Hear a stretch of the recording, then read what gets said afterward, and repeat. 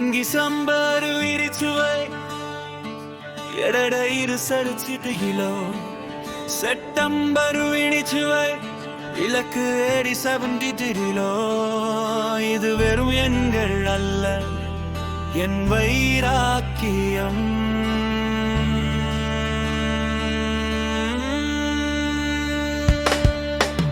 எரிமலை வெடிக்குது, என் உடம்பு உருகுது. 10 மாதம் 40 கிலோ, என் கணக்கு முடியுது.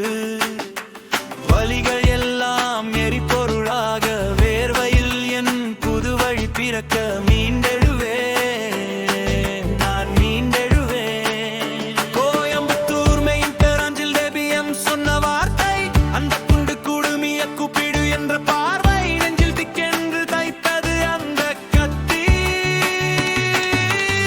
பஸ்ஸில் ஏறினால் பயணிகள்லாம் சொன்னார்கள், நீ உட்கார்ந்தா இடம் பத்தல என்று திட்டினார்கள்.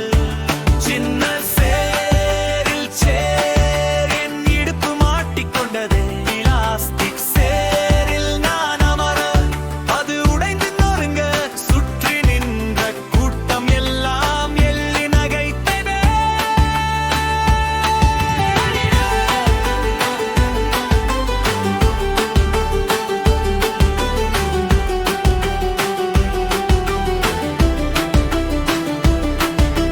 தீம் பார்க்கில் ரைடுக்கு நோ என்ட்ரி சொன்னா, ஸ்கை ஜம் பண்ணம்பும் தகுதி இல்லை என்ன.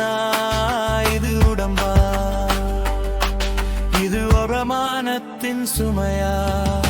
நண்பரின் அப்பா கேட்டார் கிண்டலாக, தொப்பை மறைக்குதே உன் கால நீ பார்த்து எவ்வளோ நாளாச்சு.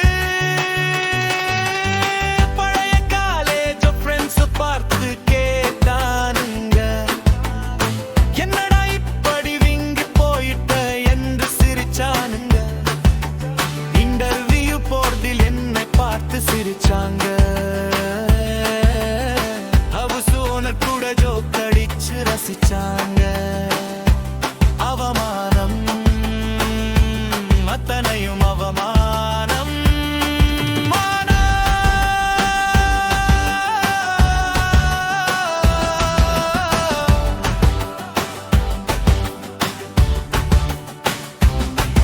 என் அண்ணன் படும் கவலை வீண் போகாதே,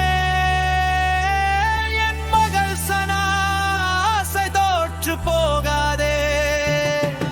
என் அப்பா பழையபடி திரும்ப வரமாட்டாரா என்று அவள் எங்கும் ஏக்கம் பொய்யாகாதே.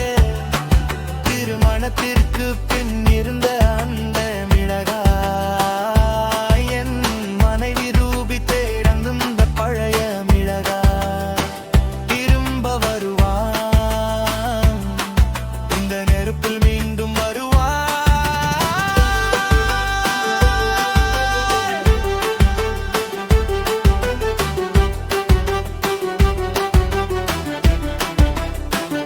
செப்டம்பர் பிரிச்சுவை, காலண்டரில் குறிச்சுவை. 85 கிலோ, என் வெற்றியை பொறிச்சுவை.